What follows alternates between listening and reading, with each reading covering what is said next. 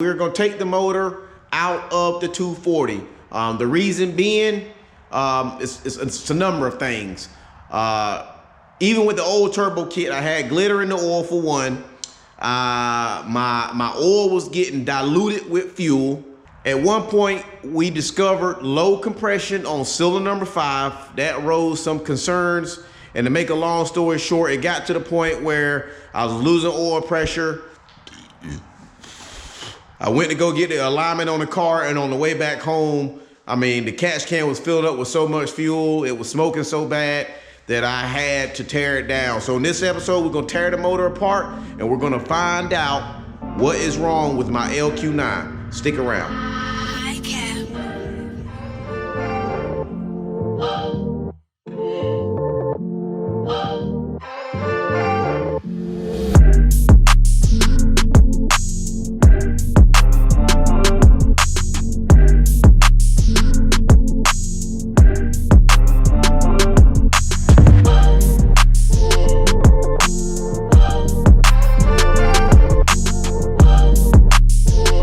Since I didn't film a lot of it, let me show you a few things or a few little tips how I'm going about taking this great big old motor with this great big old transmission out of this small little Japanese car.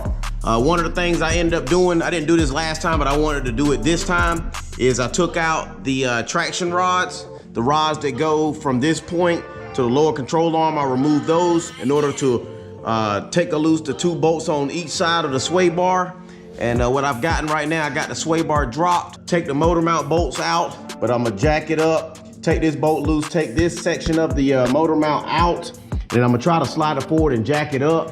What I'm trying to achieve this time, I'm trying to keep the turbo kit on, the manifold on, and see if I can take off the least amount of stuff in order to pull this motor out.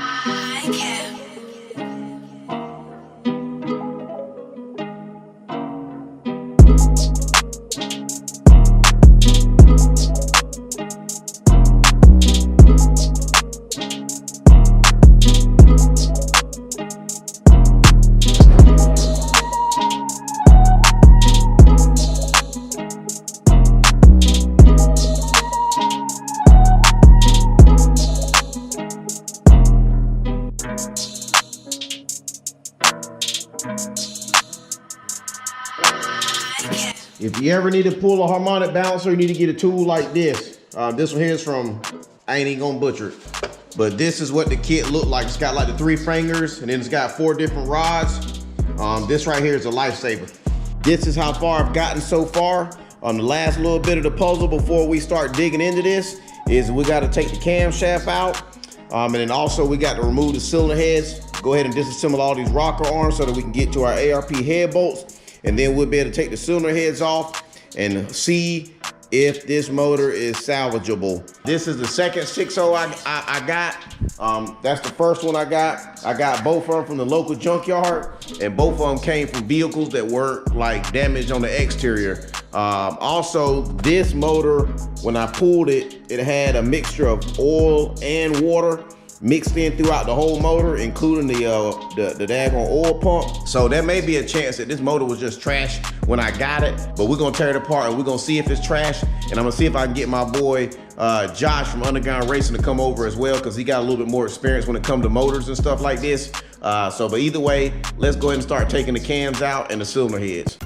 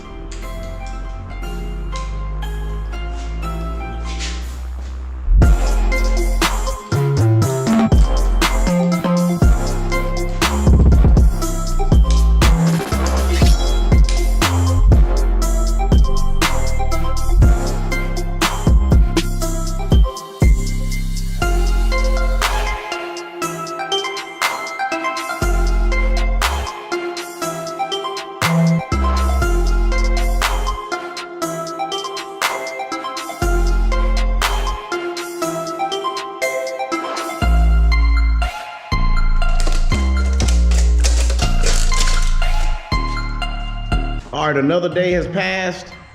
I removed the cylinder heads off of both sides, and I've already glanced at a couple of the cylinder walls.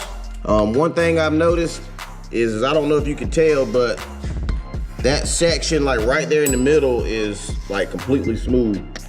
I don't know if I didn't go ham enough. And then you come over here and look at this side.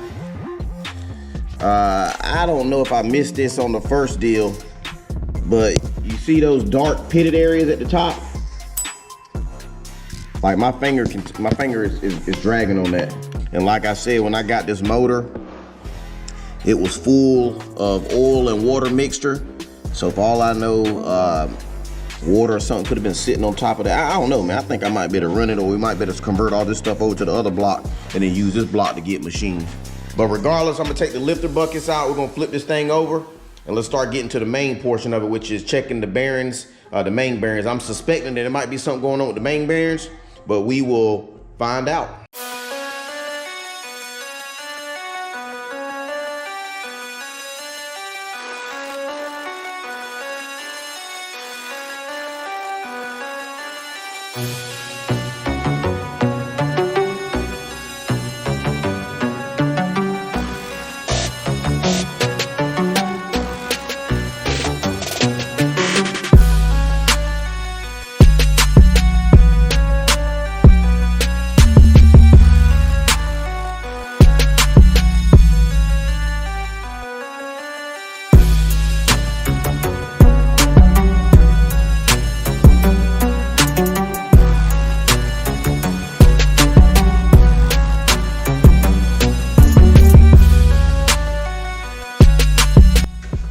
Like we got markings and stuff from trash or whatever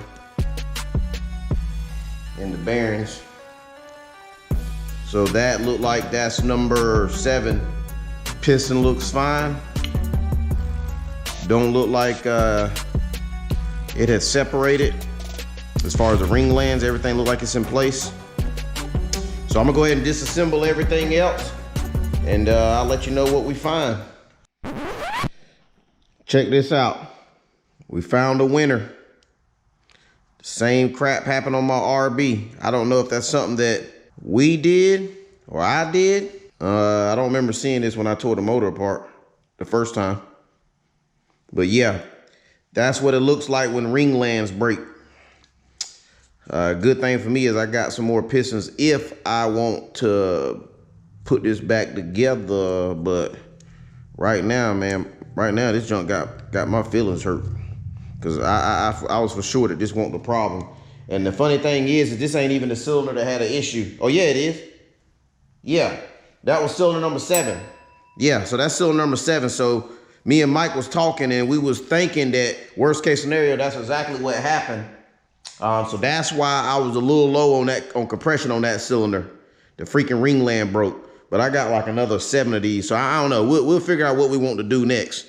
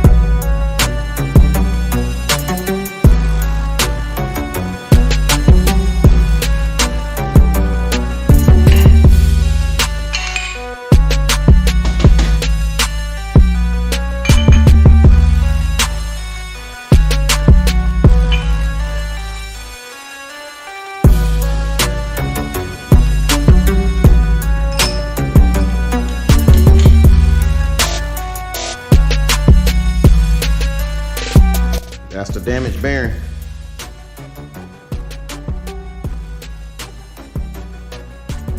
Crank looked like it might be all right, but I don't have a clue what in the world happened. But we found the damage. Main bearing. Number two. That's the problem. Thrust look like it's got some, the coating is gone. It's got a rough texture to it. I don't know if that was debris or if that was something else. But if we do rebuild it, we're gonna check everything with a dial bore gauge now that I know how to use one. The thrust side looks fine. Got a little wear on it. Let's keep it moving. So far, just looking at everything, the crank look like it ain't in too terrible shape.